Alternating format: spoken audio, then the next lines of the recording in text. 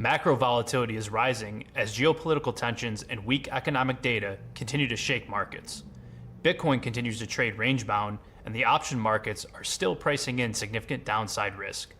Today we have Greg Magadini, professional options trader and head of derivatives at Amberdata, here to break down what the crypto options markets is telling us.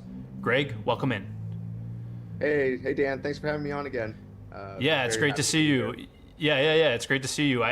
I think a lot has happened since we last chatted, but a lot has not changed either. So definitely want to dive in and break down some of what you're seeing in the options markets. But first, want to go over some of the macro stuff happening and sort of how that translates to Bitcoin price. So we had the jobs data last week. Fed inflation report today. Is there anything you're seeing as to why Bitcoin has spiked and continue to stay above 70? Yeah, so this is a great point. So especially in terms of jobs, so weaker jobs right now, it's one of those like bad news is good news in terms of potential monetary easing.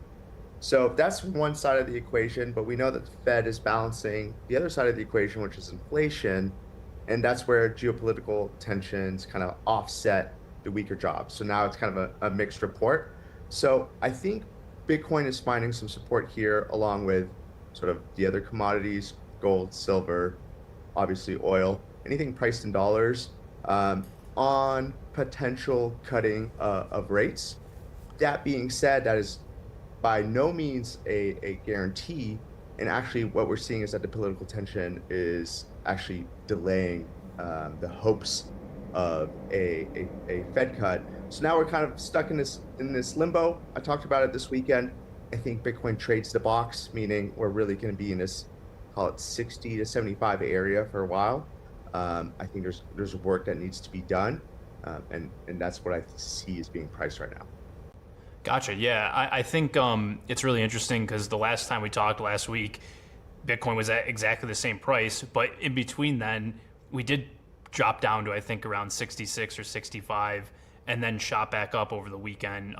Started the open on Monday, so it looked like price hasn't changed since we last spoke, but we've had some choppiness. So you talked about kind of trading the box. Seems like we'll be range bound. Certainly the geopolitical factor and some of the uncertainty there will play in. I know we got that Fed inflation report today that basically killed all talks of or all hopes of rate cuts in the near term. So all in all, I think Bitcoin being at this level is pretty positive, at least if you're a Bitcoin bull.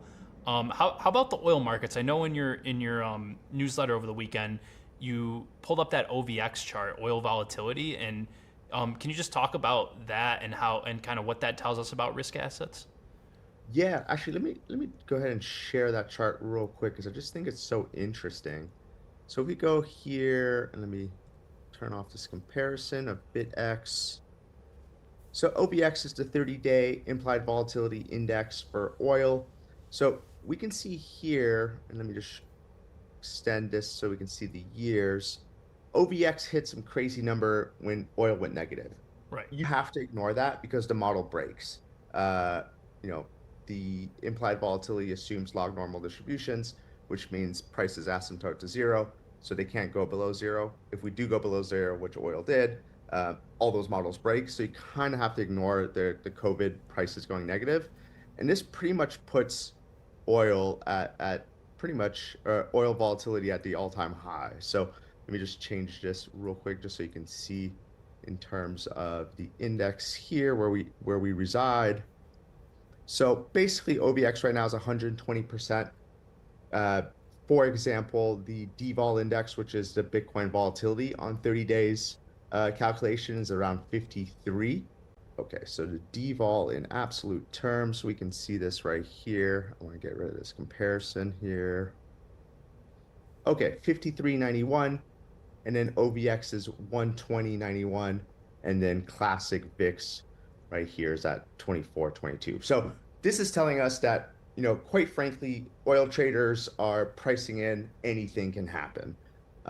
So whoever thinks they know what's going on with the geopolitical risk, no one knows, is how I like to read that.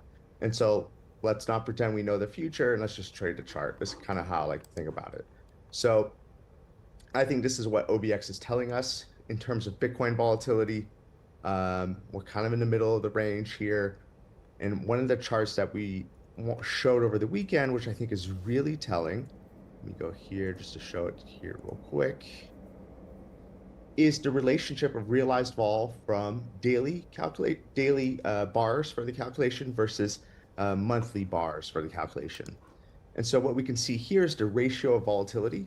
And as you said, Dan, a lot happened intra-week, but we ended the week, this time last week, pretty much where we started. And so if we look at 30 days of daily candles and calculate realized volatility using that versus one monthly candle, we can see that the monthly realized vol is at 58, but the daily is at 78. And what this is telling us is that day-to-day volatility is high in Bitcoin, but over month to month, prices are not really trending. They're kind of mean reverting on the month and just kind of trending intra month. And so you have a disparity between the realized volatilities. And this is one of the biggest gaps we've seen in the past 12 months.